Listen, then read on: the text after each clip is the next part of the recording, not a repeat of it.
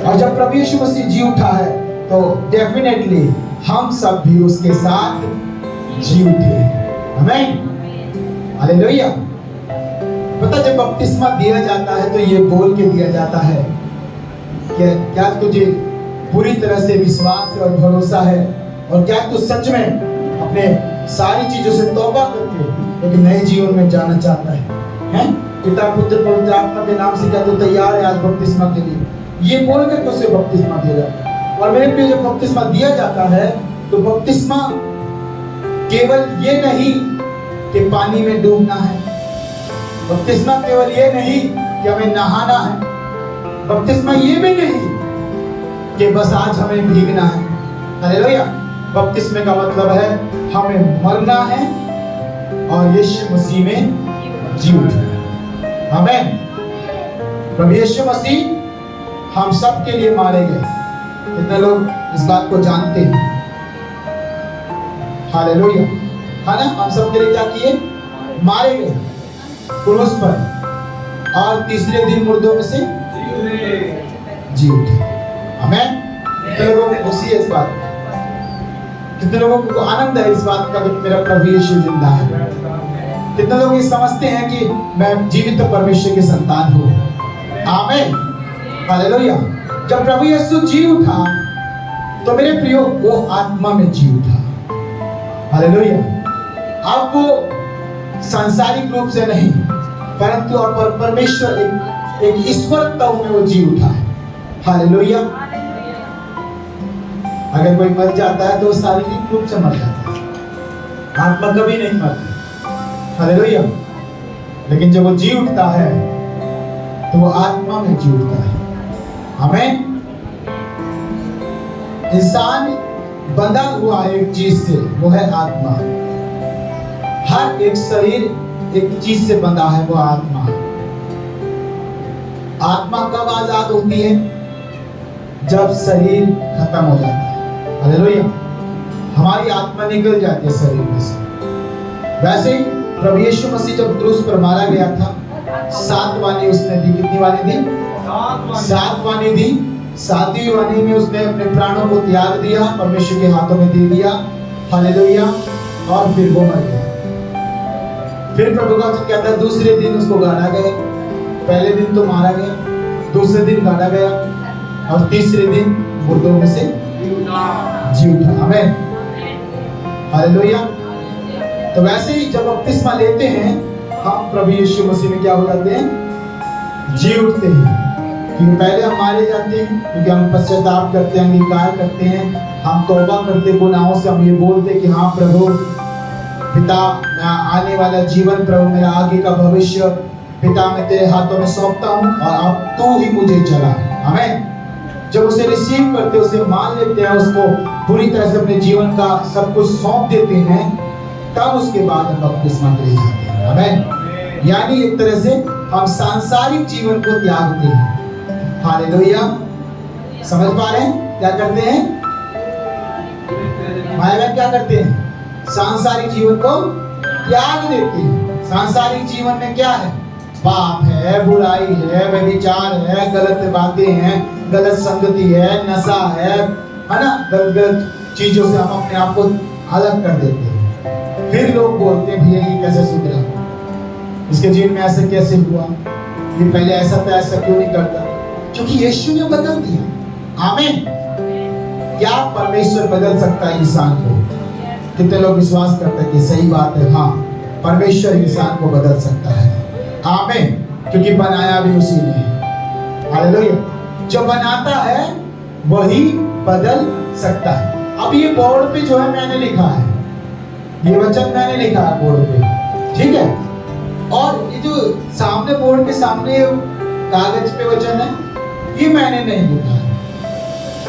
कितने लोग समझ पा रहे हैं क्या कर रहे हैं? ये बोर्ड पे वचन मैंने लिखा है, मैं इसको मिटा के बदल सकता हूँ। सही बात है, क्योंकि मैंने लिखा है ये। लेकिन ये मैंने नहीं लिखा है, ये मशीन ने लिखा है, कंप्यूटर ने लिखा है ना? कमांड दी तभी ये लिखा है। इसे कोई मिटा नहीं सकता, इसे बस खाली आग में जला सकता है। हालेलुया। समझ पा रहे? तो वैसे ही परमेश्वर का वचन जब हमारे अंदर आ जाता है तो उसे कोई भी मिटा नहीं सकता, न बदल सकता है। हालेलुया, समझ पा रहे हैं? यानी मैं खुद भी नहीं बदल सकता। बाकी हालांकि जब मैं खुद बाइबल पढ़ रहा हूं, मैं खुद उसको बोल रहा हूं, लेकिन मैं उसके बाद उसको बदल नहीं सकता, क्योंकि ये वचन मेरा नहीं है, ये वचन परमेश्वर का है। आमीन।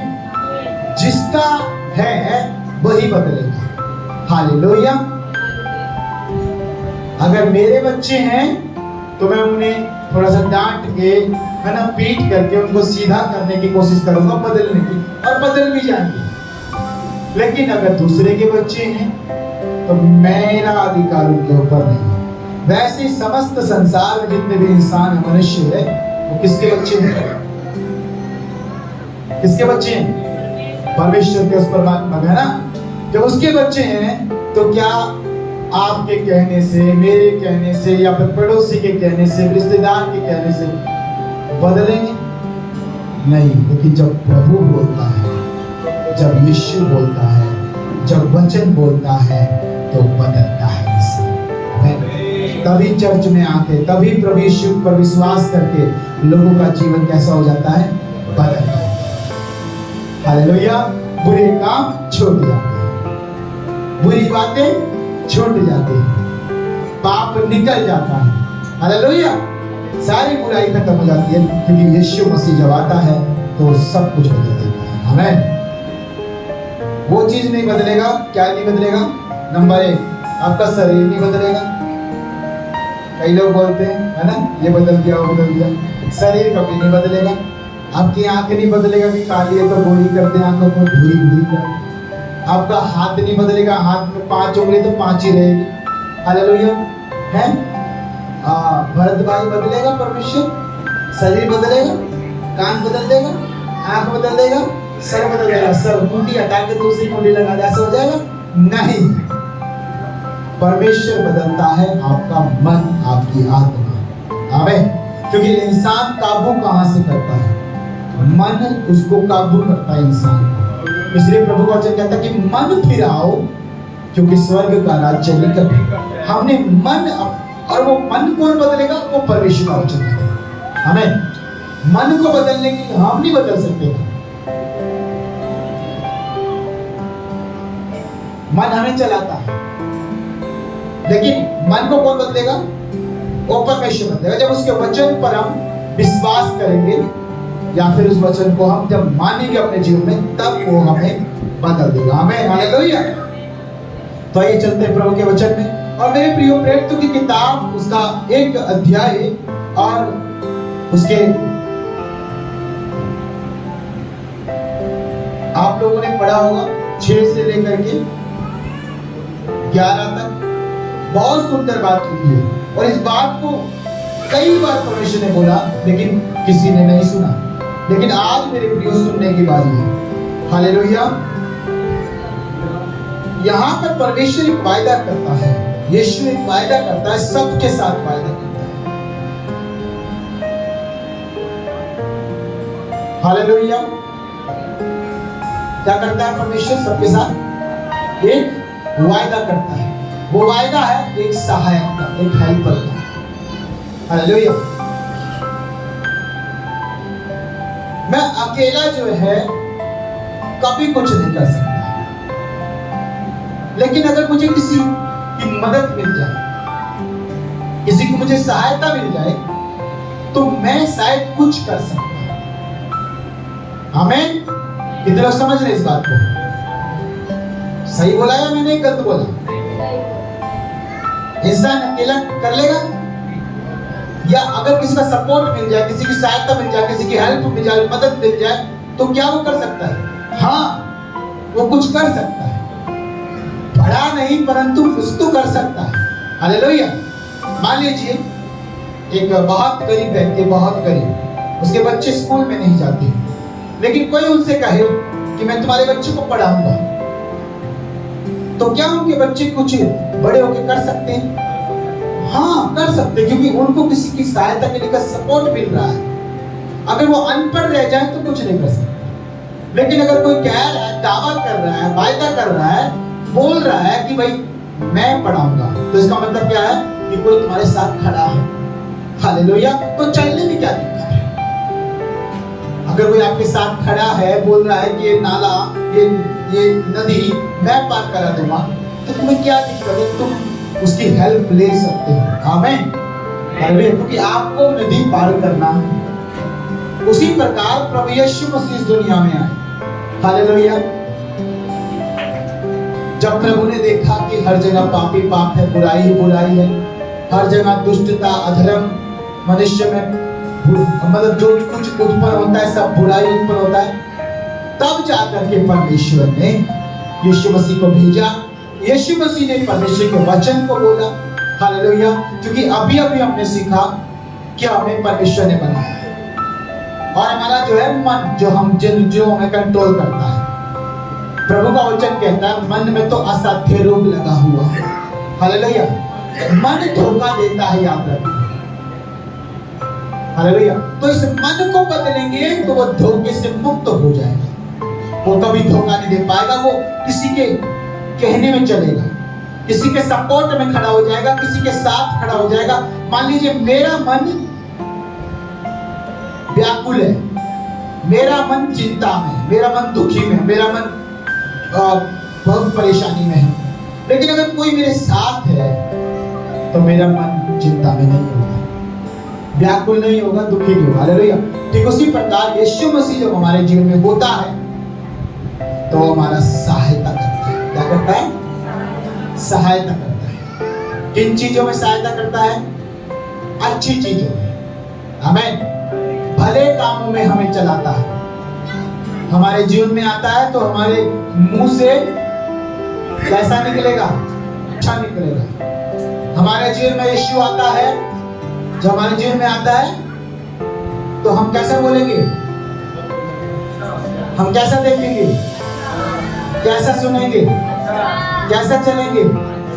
कैसा तोड़ेंगे? कैसा कूदेंगे? हालेलुया। कैसा पकाएंगे? कैसा खाएंगे? सब कुछ क्या हो जाएगा? आमीन। यीशु के आदेश से। क्योंकि एक अच्छा इंसान हमारे जीवन में जब होता है, हम कितने भी बुरे क्यों ना हो, उसकी ढाल हम पड़ जाते हैं। आमीन। एक जवान लड़का, माता पिता का बिगड़ा हुआ, उसकी शादी करती माँ बाप ने ये बोल करके कुंगर हो गया, डांगर हो गया, जानवर हो गया, इसको काबू करने का एक ही उपाय है, नाक में नकेल डाल दो, और वो नकेल है शादी कर दो। हालेलुया।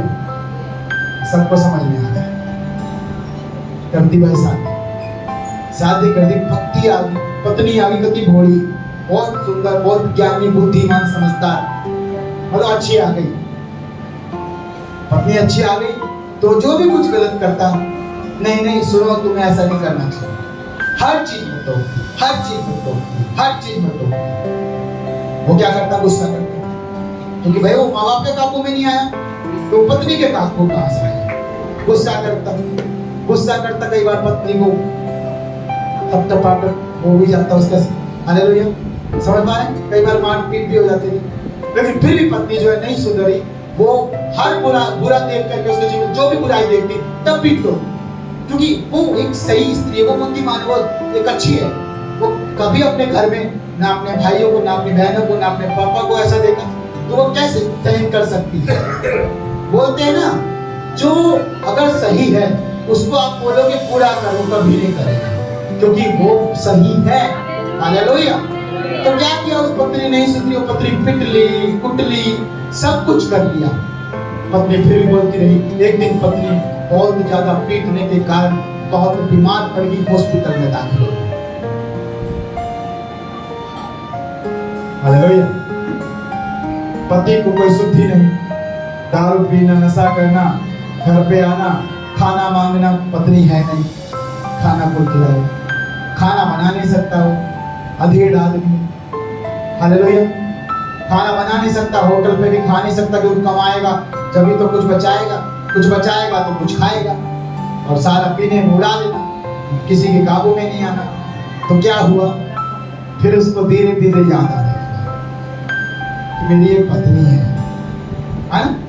एक समय आता है हर इंसान के जीवन में कि उसको अपना सारा जितना भी उसका बुराई है वो याद आता है, और जब याद आता है तो कुछ अच्छी बातें भी याद आती है उसको। फिर वो अपनी पत्नी को याद करता है कि मैं भले उसको मारता पीटा कुछ भी करूं, बात तो सही बोलती, हालेलुया, बात तो सही बोलती। एक दिन भूखा रहा, 2 दिन भूखा रहा, 7 दिन भूखा रहा, फिर वो ठिकाने आ गए उसके अंदर कि भैया ऐसे तो भैया मैं भी खत्म हो जाऊंगा। फिर वो गया हॉस्पिटल, जाके देखा अपनी पत्नी को, तो उसके भाई ग्लूकोज की बोतल चढ़ रही, और डॉक्टर ने बोला कि जो है इसके खून की कमी हो गई है और ये बहुत वीक हो गई है। तो उसने कहा डॉक्टर ने मेरा खून निकाल ले, लेकिन इसको जिला दे, अगर ये जिंदा होगी तभी मेरे को खाना मिलेगा, मेरा घर चलेगा। ये सही बोलती थी, ये सही मुझे टोकती थी, उसको याद आ रहा सब कुछ बोल रहा है, ये सही थी, मैं ही गलत था, इसका जीना जरूरी है, क्योंकि ये रहेगी तो मैं सुधरूंगा, मैं कभी नहीं सुधरा, लेकिन मुझे शायद इसके रहने से एक सुधरने का रास्ता मिल जाएगा। आमीन, हालेलुया। और मेरे प्रिय होता क्या है कि वो उसके लिए इंतजाम करता है कहीं से खून का, अब इंतजाम करके उसको रखता है, और वो पत्नी देखती है, सोचती है, लेटी बेड के ऊपर उसे डॉक्टर अस्पताल में कि क्या हो रहा है, हे प्रभु तू सुन रहा है, शायद समझ में आ रहा है कि बुरे का अंजाम बुरा ही होता है, हालेलुया। तो क्या हुआ, उसकी हालत जैसे जैसे रिकवर हो रही है, अच्छा हो रही है, और वो भी उसके सामने अच्छे से कपड़े पहन करके रोज हाथ में फूल लेकर के आ जाता था। आज तक ये कैसी है, वो देखती, खुश हो जाती, मुस्कुराती और बोलती आप आज काम पे नहीं गए, आप वहां नहीं गए, वो आपके दोस्त नहीं, अरे तू मेरी है, तू मेरी अपनी है, वो दोस्त पराए हैं, हालेलुया। उसको हर चीज वो सही करता है। प्रभु का धन्यवाद, वो ठीक हो जाती है, घर पे आती है, दोनों हंसी खुशी जीवन बिताते हैं, वो बोलता कि आज से मैं छोड़ देता हूँ, आमीन, हालेलुया। तो मेरे प्रियो, एक किसी की सहायता, किसी की मदद आपको कहां से कहां चाहिए, लेकिन वो बंदा भी सही होना चाहिए, वो बंदा भी पिघलने वाला नहीं होना चाहिए कि आप एक पैक मारो, वो भी पीछे से बोले बहुत दिन हो गए आज मैं भी बोतल उठा लूं, हालेलुया। ऐसे तो कहानी बिगड़ जाएगी, है ना। पत्नी ने सोचा पति ऐसे नहीं सुधरेगा, आज मुझे ही जो है ना बनना पड़ेगा 30 मार, और वो पूरी बोतल चढ़ा दी और पति के ऊपर जो है लठ लेके खड़ी होगी, ऐसे सुधरेगी नहीं बात, ऐसे बिगड़ेगी, हालेलुया। तो मेरे प्रियो, सुधरेगी कैसे? अगर आप सही हैं तो आप गलत कभी ना जाएं, सही बने रहें, समय का इंतजार करें, एक दिन आपको दुनिया सही होती नजर आएगी, आमीन, हालेलुया। आपके परिवार में आप एक विश्वासी हैं, यीशु मसीह पर विश्वास करने वाले, बस अपने प्रभु के वचनों को अपने जीवन में मानते रहें, फॉलो करते रहें, सही रहें, खुदावंद एक दिन आपके परिवार को सही कर देगा, आमीन, हालेलुया। तो मेरे प्रियो, इन्हीं आशाओं के साथ आइए प्रभु के वचन में चलते हैं, और प्रभु का वचन यहाँ पर बहुत अच्छी बातें कहता है। एक सहायक को आज हम जानेंगे, कैसा सहायक है जो अगर आपके जीवन में आ गया, मेरे जीवन में आ गया तो जिंदगी बदल जाए। हमें कितने लोग चाहते हैं अपनी जिंदगी बदलने के लिए, हालेलुया। चलिए सुनते हैं प्रभु का वचन क्या कहता है। परमेश्वर अब बात करने जा रहा है। प्रभु का वचन कहता है 6 में, अतः उन्होंने इकट्ठे होकर उनसे पूछा, हे प्रभु, क्या तू इसी समय इस्राएल को राज्य दे देगा? हालेलुया।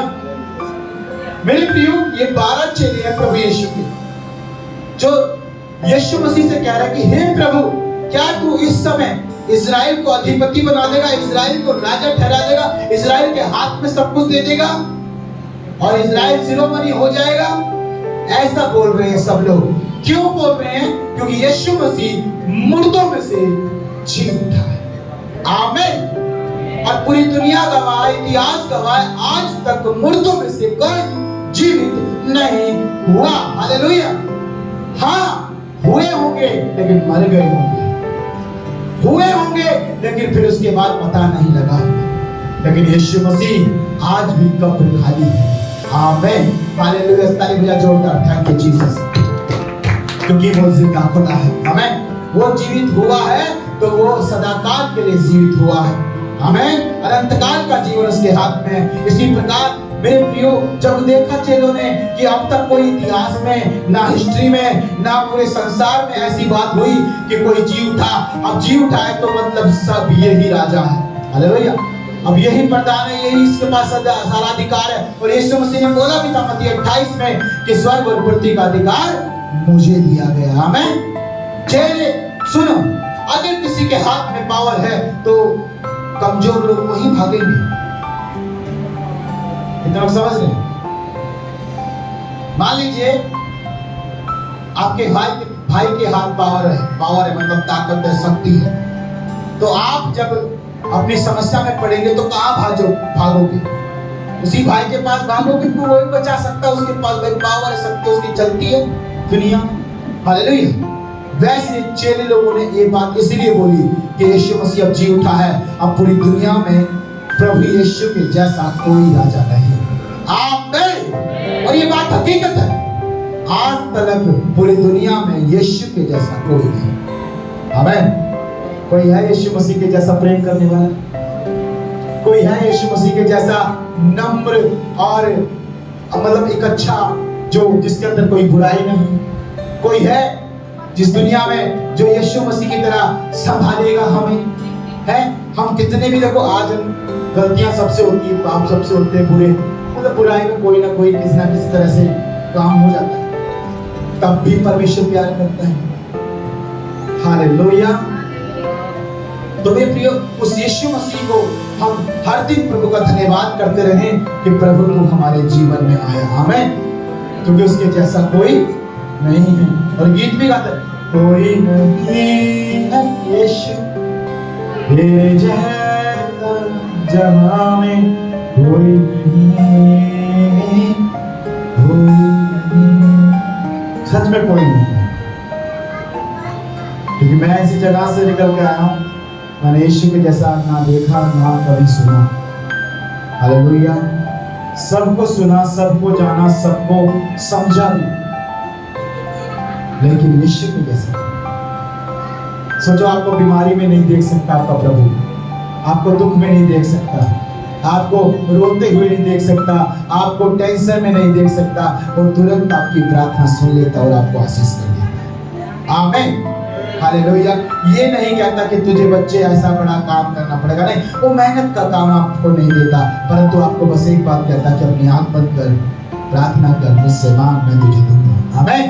हालेलुया। इतना आसान और सरल परमेश्वर का पुत्र प्रभु यीशु मसीह उद्धार करता। और देखिए प्रभु का वचन कहता है यहाँ पर कि वो चेले भी कहने लगे कि अब तो इस्राएल को तू राज्य को फेर देगा, लेकिन मेरे प्रियो, इस्राएल का राज्य नहीं परंतु परमेश्वर का राज्य है। आमीन। किसी मनुष्य का राज्य नहीं परंतु उस खुदा का राज्य है। हालेलुया। तो इसलिए किसी के हाथ में राज्य नहीं जाएगा, राज्य केवल परमेश्वर के हाथ में है। आमीन।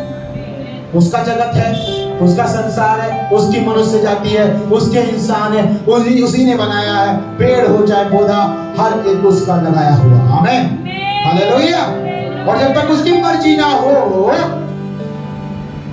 तब तक कोई नाश नहीं, ना कोई जीवन पाएगा। आमीन। प्रभु का वचन कहता है यहाँ पर 7 वचन में कि उसने उनसे कहा, उन समय या कालों को जानना जिनको पिता ने अपने ही अधिकार में रखा है, तुम्हारा काम नहीं। हालेलुया। देखो, राज्य के पीछे मत भागो, भागो प्रभु यीशु मसीह के पीछे। आमीन। क्योंकि राज्य, देखो आज इस दुनिया में हर एक जन कुर्सी के पीछे पागल है, पद और बढ़ोतरी और घमंड और अहंकार से भरी हुई इस दुनिया के लिए पागल है। हर कोई चाहता है कि मैं सेठ बन जाऊं, मैं जमींदार बन जाऊं, मैं इस पूरी कॉलोनी का एक अधिकारी व्यक्ति बन जाऊं। मतलब हर कोई बढ़ना और कोशिश एक राज्य चाहता है। लेकिन परमेश्वर वचन क्या कह रहे हैं यहाँ पर? परमेश्वर वचन कह रहा है कि तुम्हारा काम नहीं है उन बातों को जानने का, तुम्हारा काम है परमेश्वर की सुनो और उसके पीछे चलो। आमीन। क्या कोई ऐसा इंसान इस जगत में है जो राज्य को पा करके अधिकार जमाए और कभी ना जाए? किसी का राज्य स्थिर नहीं रहा। बड़े बड़े राजा आए, चले गए, बड़े बड़े हकीम आए, चले गए, बड़े बड़े गुरु आए, चले गए, बड़े बड़े बाबा आए, चले गए, बड़े बड़े मनुष्य लोग आए हैं। पहले जमींदारों का बड़ा शासन होता था, सब इंसान एक घास के समान है, आज हरी दिखाई देती है तो कल मुरझा जाएगी। तो इसीलिए राज्य किसी का नहीं टिका, लेकिन परमेश्वर का राज्य सदा काल का है। आमेन, हालेलुया। और उसके राज्य का कभी अंत ना होगा, यीशु मसीह नासरी का नाम में। आमेन, हालेलुया। इसलिए जिसका राज्य है उसी के पीछे जाना। मैंने क्या कहा? जिसके ऊपर, जिसके साथ पावर है। हम कमजोर इंसान, मनुष्य जाति जो दबाए जा रहे, जो कुचले जा रहे, जो बीमारी में, जो परेशान, जो पाप में, बुराई में, वो कहाँ जाएगा? वो वही जाएगा जिसके पास पावर है, सत्ता है, राज्य। हालेलुया। और मैं बता दूं आपको, पूरी दुनिया में एक सत्ता, एक राज्य केवल परमेश्वर का। आमीन। और किसी का नहीं मेरे प्रिय। इसलिए परमेश्वर भी खुद कहता है, अपने चेलों से कहता है कि तुम्हें जानने की आवश्यकता नहीं है, तुम बस इतना करो। क्या करो? क्या कहता है? तुम बस इतना करो जिनको पिता ने अपने अधिकार में रखा है, तुम्हारा काम नहीं है। 8 में लिखा, परंतु जब पवित्र आत्मा तुम पर आएगा। आमीन। आप देखो, ये है तुम्हारे अधिकार जो परमेश्वर देता है। परमेश्वर कहता है कि जब तुम पवित्र आत्मा तुम पर आएगा, तुम सामर्थ पाओगे और यरूशलेम और सारी यहूदिया और सामरिया में और पृथ्वी की छोर तक मेरे गवाह होंगे। आमीन। अगर प्रसिद्ध होना है, नाम कमाना है, तो यीशु मसीह के वचन का पालन करो। परमेश्वर का एक ऐसा दिन जिसमें परमेश्वर आपको एक सहायक देगा। हालेलुया। क्या देगा? एक सहायक जो निरंतर आपके साथ चलेगा, निरंतर आपके साथ खड़ा रहेगा, निरंतर आपको अच्छे और भले कामों में बनाए रखेगा और एक दिन आपको ऊंचा उठा देगा। आमीन, हालेलुया। है? अगर बात करें पतरस की, यीशु मसीह के 12 चेलों में से एक चेला, जब वो पवित्र आत्मा पाया तो 120 लोग थे उस छत के ऊपर जब पवित्र आत्मा उतरा था। हालेलुया। उतरा था, नहीं उतरा था?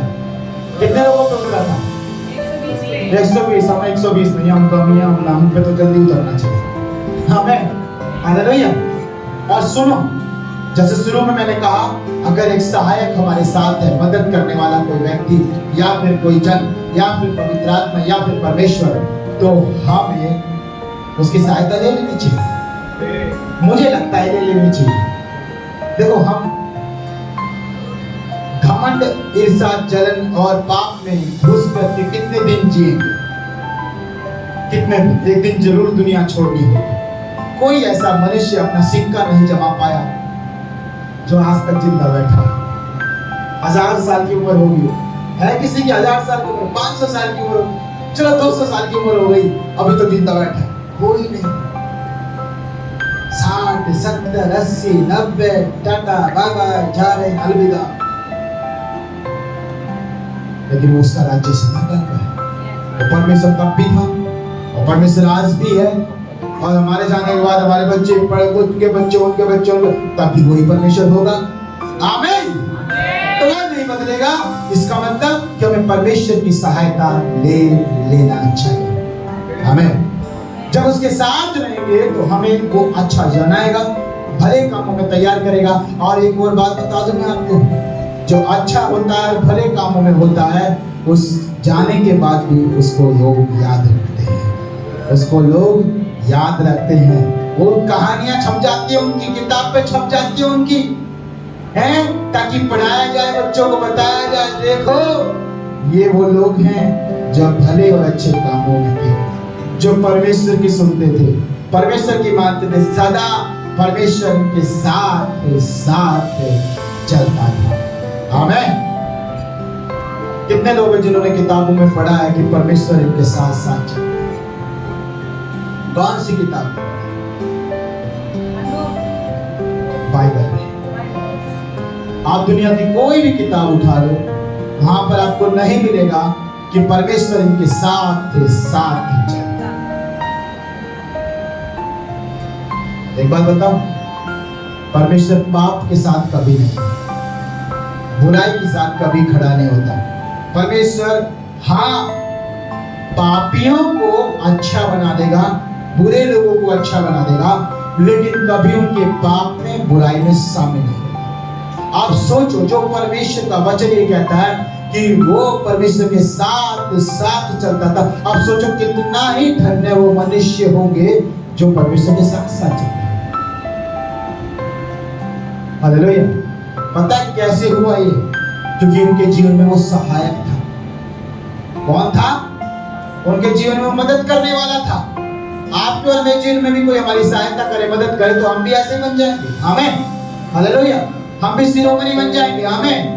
हम भी दुनिया के सबसे अच्छे व्यक्ति बन जाएंगे। आमीन। हम भी भले इंसान बन जाएंगे। आमीन। हम भी शुद्ध और पवित्र हो जाएंगे। आमीन। और हम जब सब कुछ अच्छा हो जाएगा तो परमेश्वर के साथ भी चलेंगे। आमीन। हालेलुया। इसीलिए वो सहायक जरूरी है। कितने लोग प्रार्थना करते हैं, पवित्र आत्मा मेरे जीवन में आ। आज से प्रार्थना करना नहीं करते। वो पवित्र आत्मा, वो सहायक का नाम है पवित्र आत्मा।